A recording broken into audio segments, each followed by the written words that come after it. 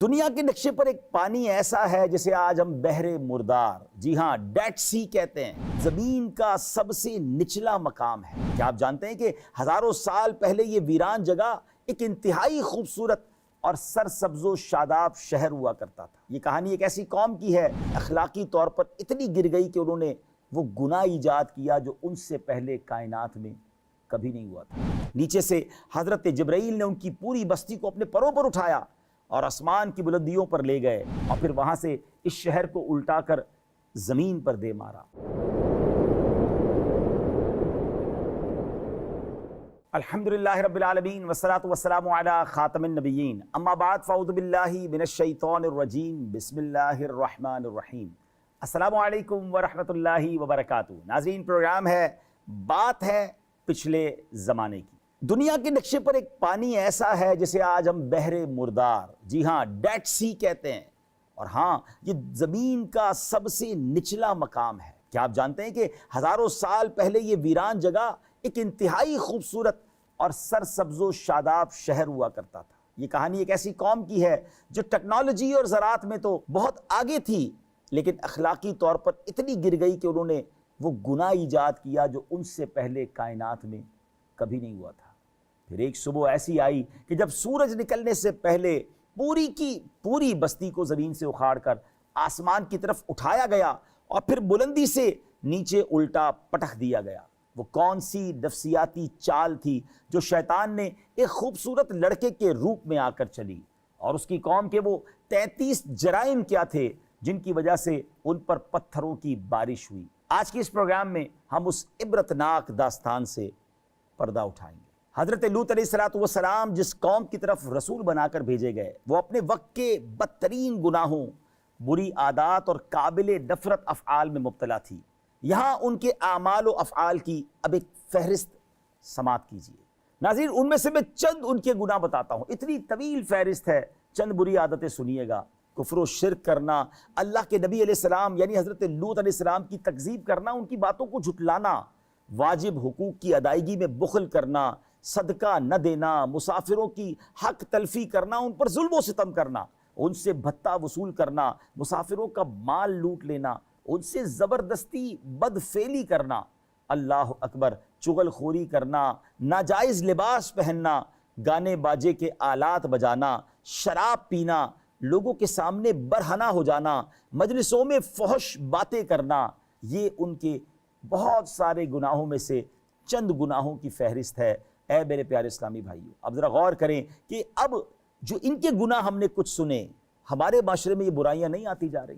اللہ اکبر، اللہ کرے کہ ہم بات سمجھ جائیں اور اللہ ہدایت نصیب فرمائے۔ قوم لوط میں ہم جنس پرستی کی ابتدا سے متعلق علماء تاریخ اور مفسرین نے لکھا ہے کہ اس قوم کی بستیاں بہت آباد اور نہایت سرسبز و شاداب تھیں۔ وہاں طرح طرح کے اناج اور پھل میوے بکثرت پیدا ہوتے تھے۔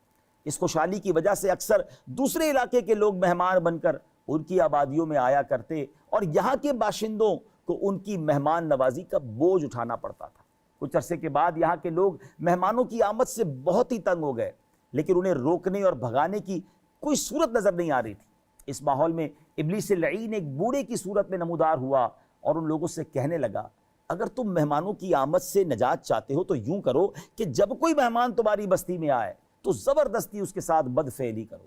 چنانچہ سب سے پہلے ابلیس خود ایک خوبصورت لڑکے کی شکل میں مہمان بن کر اس بستی میں داخل ہوا اور ان لوگوں سے خوب بدفعلی کروائی۔ اللہ اکبر، اور اس طرح یہ فعل بد ان لوگوں نے شیطان سے سیکھا۔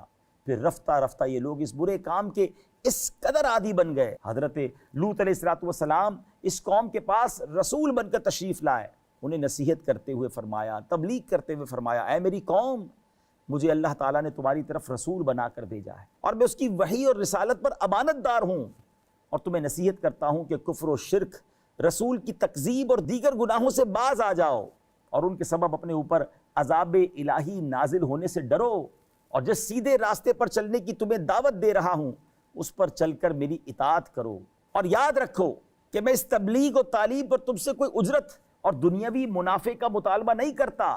میرا اجر و ثواب تو صرف رب العالمین کے ذمہ کرم پر ہے۔ اس کے علاوہ آپ علیہ السلام نے ان لوگوں کی سب سے بری عادت پر تنبیہ کرتے ہوئے فرمایا کہ کیا مخلوق میں تم ہی اس حرام و خبیث کام کے لیے رہ گئے ہو کہ مردوں کے ساتھ بدفعلی کرو؟ تم اس برے عمل کی وجہ سے حد سے بڑھ چکے ہو۔ حضرت لوط علیہ السلام کی نصیحت کے جواب میں ان لوگوں نے کہا، اے لوط، اگر تم نصیحت کرنے اور اس فعل کو برا کہنے سے باز نہ آئے تو ضرور تمہیں اس شہر سے ہی نکال دیا جائے گا۔ ناظرین، کیسی قوم تھی! اللہ کے نبی انہیں بچا رہے تھے اور وہ الٹا انہیں ہی دھمکیاں دے رہے تھے۔ قوم کی بات سن کر حضرت لوط علیہ السلام نے فرمایا، میں تمہارے کام سے بیزار اور اس سے شدید نفرت کرنے والا ہوں۔ پھر آپ علیہ السلام نے اللہ کریم کی بارگاہ میں دعا کی، اے میرے رب عز و جل، مجھے اور میرے گھر والوں کو ان کے اعمال پر آنے والے عذاب سے محفوظ رکھ۔ ایک بار آپ علیہ السلام نے قوم سے فرمایا، بے شک تم بے حیائی کا وہ کام کرتے ہو جو تم سے پہلے دنیا بھر میں کسی نے نہیں کیا۔ کیا تم مردوں سے بدفعلی کرتے ہو اور راہگیروں کو قتل کر کے اور ان کے مال لوٹ کر لوگوں کا راستہ کاٹتے ہو اور اپنی مجلسوں میں برے کام اور بری باتیں کرنے کو آتے ہو؟ تم ان سے باز آ جاؤ ورنہ عذاب الہی تمہیں اپنی گرفت میں لے لے گا۔ اس کے جواب میں قوم نے مذاق اڑانے کے طور پر کہا، اگر تم اس بات میں سچے ہو کہ یہ افعال کبھی اور ایسا کرنے والے پر عذاب نازل ہوگا تو پھر اللہ کا عذاب ہم پر لے آؤ۔ حضرت لوط علیہ السلام نے جب دیکھا اور اس قوم کے راہ راست پر آنے کی کوئی امید نہ رہی تو اب آپ نے اللہ کی بارگاہ میں عرض کی، جو وہ عرض کی وہ قرآن میں موجود ہے۔ آئیے سنتے ہیں۔ قال رب انصرنی علی القوم المفسدین۔ لوط نے عرض کی، اے میرے رب، ان فسادی لوگوں کے مقابلے میں میری مدد فرما۔ حضرت لوط علیہ السلام کی قوم ہمیشہ کے لیے عذاب میں مبتلا ہوئی، یعنی ان کا دنیاوی عذاب برزخی عذاب سے اور برزخی عذاب اخروی عذاب سے ملا ہوا ہے، لہذا نفس عذاب دائمی اور قائم ہے، یعنی یہ مسلسل عذاب میں ہے۔ اللہ اکبر! کیا فرماتا ہے قرآن اس بارے میں؟ وَلَقَدْ أَنذَرَهُمْ بَطْشَتَنَا فَتَمَارَوْا بِالنُّذُرِ وَلَقَدْ رَاوَدُوهُ عَنْ ضَيْفِهِ فَطَمَسْنَا أَعْيُنَهُمْ فَذُوقُوا عَذَابِي وَنُذُرِ وَلَقَدْ صَبَّحَهُمْ بُكْرَةً عَذَابٌ مُسْتَقِرٌّ فَذُوقُوا عَذَابِي وَنُذُرِ۔ اور بے شک اس نے انہیں ہماری گرفت سے ڈرایا تو انہوں نے ڈر کے فرامین میں شک کیا، انہوں نے اسے اس کے مہمانوں کے متعلق پھسلانا چاہا تو ہم نے ان کی آنکھوں کو مٹا دیا اور فرمایا، میرے عذاب اور میرے ڈر کے فرامین کا مزہ چکھو۔ اور بے شک صبح سویرے ان پر ٹھہرنے والا عذاب آیا تو میرے عذاب اور میرے ڈر کے فرمانوں کا مزہ چکھو۔ قوم لوط کی بستیوں کی تباہی اور بربادی کی واضح نشانیاں بعد میں آنے والے لوگوں کے لیے بطور عبرت باقی رکھی گئیں۔ حضرت عبداللہ بن عباس رضی اللہ تعالیٰ عنہما فرماتے ہیں، وہ روشن نشانی حضرت لوط علیہ السلام کی قوم کے ویران مکان ہیں، اور یہی قول زیادہ واضح ہے کیونکہ قرآن پاک میں ان بستیوں کے اہل عرب کے راستوں پر واقع ہونے کا ذکر کیا گیا ہے۔ قوم لوط کی بستیاں آج بھی اردن کے علاقے میں ایک عجیب و غریب پانی کی صورت میں موجود ہیں، جس میں کوئی جانور، مینڈک، بچھلی وغیرہ زندہ نہیں رہ سکتی، اسی لیے اسے بحر مردار کہا جاتا ہے، ڈیڈ سی کہا جاتا ہے۔ نیز ان آیات سے ایک بات یہ بھی معلوم ہوئی کہ ایمان اور دین، عقل اور فراست اللہ تعالیٰ کی بہت بڑی نعمت ہے، کیونکہ اس سے تقوی اور طہارت نصیب ہوتی ہے۔ بے عقل، غافل اور کافر ایسے واقعات کو اتفاقی یا آسمانی تاثیرات سے مانتا ہے۔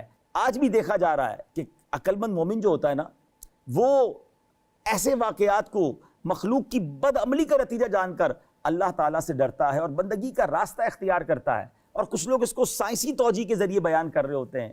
تو بہرحال ناظرین، یہ واقعہ ہم سب کے لیے ایک زبردست عبرت کا سامان ہے۔